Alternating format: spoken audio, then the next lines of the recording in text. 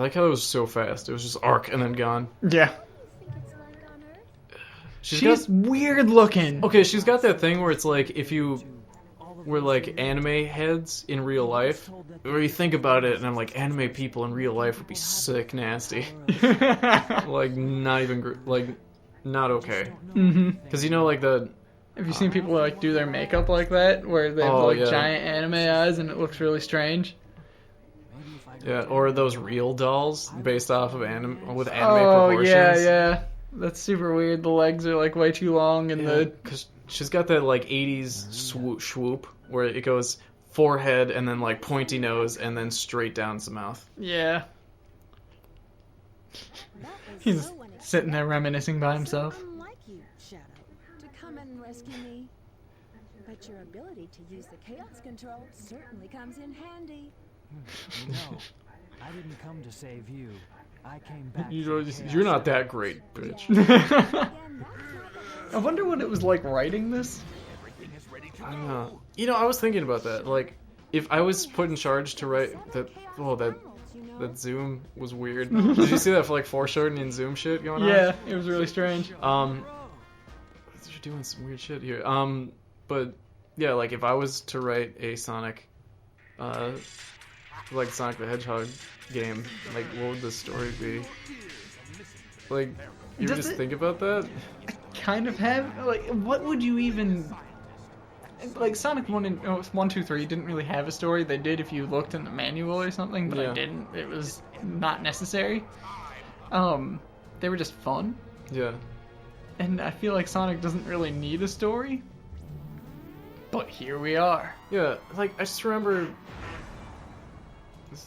I put my phone on something that won't sound terrible when it's vibrating.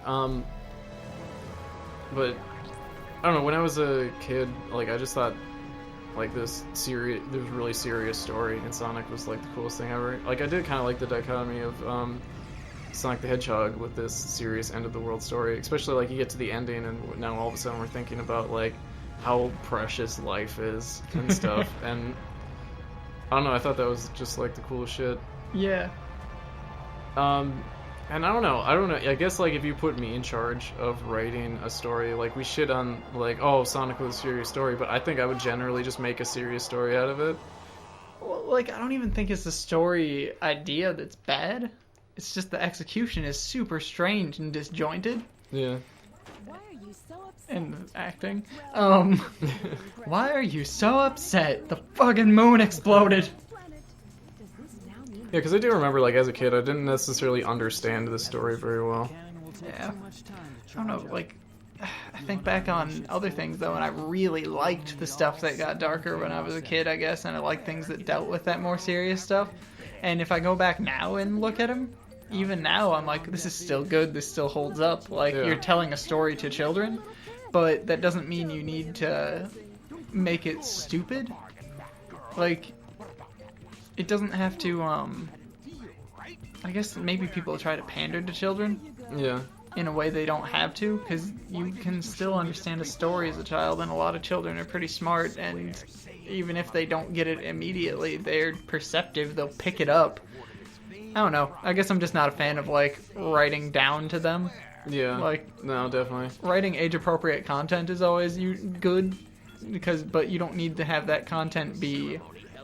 You just don't need to dumb it down, I don't think. I think that's why, like, I really liked, like, they're doing some really interesting stuff with, Adventure Time and, in Gravity Falls, just like, there's definitely, like, these children's shows which are, they're definitely writing something that they want to write. Like, a lot of people, they talk about, like, children's shows that are, like, they're fun as adults, but mostly they talk about ones that reference a lot of pop culture. Yeah. Like, my brother got 3 kids, so he watches children's shows a lot, and then he really likes Phineas and Ferb, but they make a lot of pop culture references. One I thought was really funny was the episode actually ran backwards, and at one point, like, the what is it? Like Memento or something? Yeah, the Memento. Like, seriously, at one point, like, the character, like, ripped open his shirt and he had a backwards tattoo on. They looked in the mirror and then all of a sudden got all his memories back. I was like, what the fuck? and that was pretty great. Like, but at the same time, like it's still there's nothing going on. Yeah. Storyline wise, whereas like Gravity Falls, like there's actually like one. I think the jokes are like actually funny. Like it's actually just my sense of humor. Yeah. But like there's you can tell like there's shit going on in Adventure Time that's like pretty weird. They have some plot threads that keep moving on, and they have like this underlying story that's happening. Even though they do have that episodic format where a lot of the times it's just a one-off, or you just see something and it's funny. But sometimes you get things like most of the Lich episodes, the Lich episodes are great. Yeah, or like Finn the Human and Jake the Dog. Those two episodes. Or like even just like they're not really afraid to completely change the dynamic of characters and stuff. Like with the Christmas episode with Ice King. Yeah. Like, that's always like really interesting. Like they take like I think children understand relationships between people more than people might give them credit for, I guess, and that can be really interesting for them. It's interesting for me at the least. I know the shows that stood out to me the most, like I liked the Pokemon anime when I was a kid, and I liked the Digimon anime as well, but like things that stuck out to me when I was really little was probably like Totoro. Because I mean I didn't completely understand it, but I understood that there was that relationship between the kids and their parent that was sick. And, like, I was like, oh, this is sad or something. Like, I just understood that there was that dynamic there, I guess. Yeah. This is when I was, like, 3. But then later, like, I would go on to appreciate things like, I don't know when the 3rd season of Digimon came out. And I know I love to talk about it, but, that one stuck with me. Yeah. Fucking Chiaki J. Konaka, yep. Wonderful, wonderful man. Like, only Japanese dude I know with a J in the middle of his name. Yeah. Like, where'd you get a middle name? Well, he specifically did that, so his name would sound more Western. Oh, that's funny. That's what I heard, at least. Because, like, well, doesn't that force... Like, because there's no J. Like, no one... Japanese people, I don't think, have middle names. Yeah. And they definitely don't have, like, middle initials. Yeah. So, like, it forces his name to be written out in Romanji. That's interesting. Yeah. But anyways, like, have you watched Gravity Falls at all? Oh, dude, yeah, I'm up to date-ish on it. I love that show. Yeah, like no, because like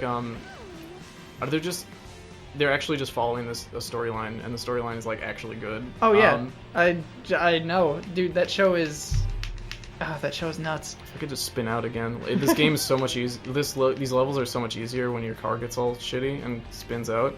Yeah. Because then it's just you can turn corners faster and shit. It's weird. It's like completely counterintuitive, but it works better and just makes it more fun. But yeah, no, like there's I got really into it, but then like I got kind of into regular show until like after a while I just started realizing that like it was never going anywhere. Yeah, like one, it's never like okay, they built up to some stuff. Like there was one where like there's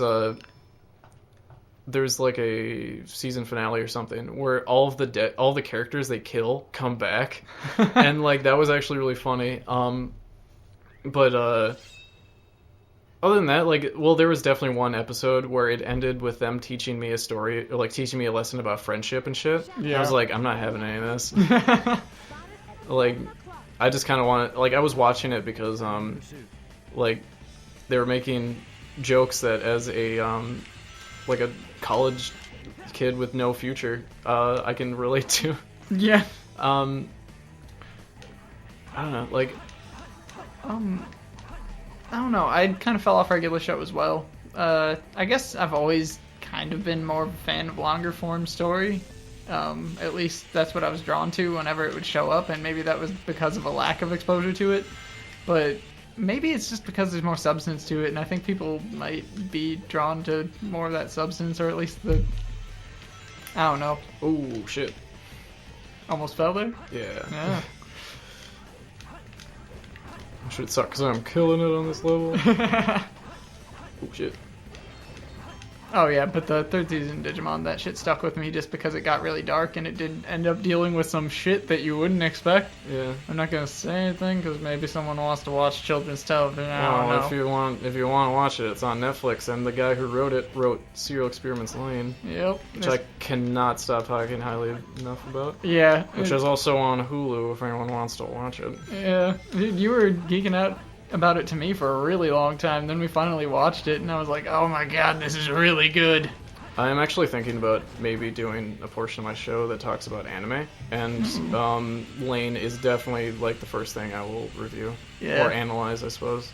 Yeah, dude, it was really interesting because I honestly didn't know if I liked it until the end, and then at the end I was like, oh, hold on, I love this show. It's really good. I really just liked it because, okay, like, to be honest. Let's just give like a brief overview of Lane. It's if you want to just, what do you say? Like, it's kind of like an art house anime. Yeah. But like, that show was, like, I don't think I wouldn't be the same person, like, if it wasn't for that show, to be completely honest. Because, like, that was the first thing that actually challenged me. Like, I watched it in middle school. I picked it up on a whim, because that was back when GameStop had DVDs. Oh, and, yeah. Around the time where they were releasing movies for the PSP. Yeah. So, yeah, like, I bought it for $20, because that was when I first started getting into anime, and I was just grabbing up anything that was, like, adult anime. And so I didn't know anything about it. Like, I brought it home, and it was definitely the first thing that, like, challenged me. Like, it didn't think I was an idiot. Yeah. And that was just like watching that as a 14, 15-year-old was just like I think that definitely just made me who I am today. Yeah.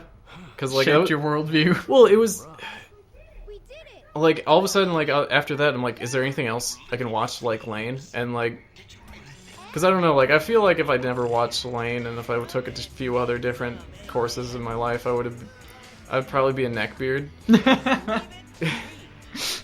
It could have happened to you. Like, it could have happened to me. I could be like a gross dude in a fedora talking about men's rights. Like, that could have been me. Like, I think about that, and like that's what scares me the most about like MRA people. It's like, that sounds like me in high school. It's like, oh fuck, this asshole just could have been me. That could be me typing that right now without an iota of self-awareness. Yeah. So I think Lane definitely got me to like think about and kind of challenge, like, search for media I wouldn't necessarily like otherwise. Yeah. Because I guess like the most challenging thing I watched prior to that was like The Matrix. Oh yeah. I never actually watched The Matrix as a kid, and then I watched it when I got older, and I don't know. I don't think I was paying much attention to it, honestly. I guess I just never really watched The Matrix with any attention given. But, like, I just fucking love Lane. Yeah, it was really good. Like, I wanted to rewatch it immediately. Honestly, I still haven't given it a rewatch. I haven't had time to watch a whole lot lately. Yeah, because I borrowed you, Ghost Hound. Ghost Hound. Yep. Which is also written by, Chiaki. Yep. Still need to get on like, that. No, it is really weird, like, how much, he references, like, non-Japanese media. Oh, yeah. I think that's more common than, people would think at first, because, like, you watch the, I don't think I watched the commentary with you, but I talked about it a little bit for Fooly Cooly. They talk about, like, Twin Peaks as an influence and things like that. Like, I feel like that's maybe always been kind of true, but we didn't have that global connection to know it. I suppose. Like, yeah, it's just like, they just throw, like, in Ghost Town, they just throw out a reference to Blood Music, the novel, which is like, it's not that well known. Well, it gets pretty well known if you're in certain sci-fi circles and stuff, but like, I definitely have never really talked about it with anyone. So just the fact that like someone just name dropped it in an anime was super weird. Acknowledgement. Yeah. Going into space. Yeah. A little reference to Sonic 2 there. Or Sonic 3? Which one did he go up on the shuttle? Did he? I've talked about this before, but I just still think it's really weird that it's like a straight up NASA one. Yeah. How's it going? Like, how do you get that? Yeah. What do you mean they escaped? That's okay. I will go after them Well, myself. you gotta open your mouth when you talk to Rouge. Just like making I don't know sounds. Doctor is just too easy. All right. Like tongue doesn't move either. I'm not exactly sure how she's making words. Yeah. Maria. I've heard It's that a very common name, Maria. It's a in some cultures it's what they call Virgin Mary. So. Oh, there you go. You ever seen Gungrave? No. Oh man, there's a character named Maria, and the main character doesn't talk a whole lot. So usually when he does, it's just Maria. So you're saying he's a little like Shadow? Yeah, pretty much. He eventually goes a little bit grimdark too. I guess I'll just have to take the last pieces of the master emerald. That's actually a really good show. I recommend it. So we pick this up next time? Yep, next time. Going mad space. Yeah. Mad space.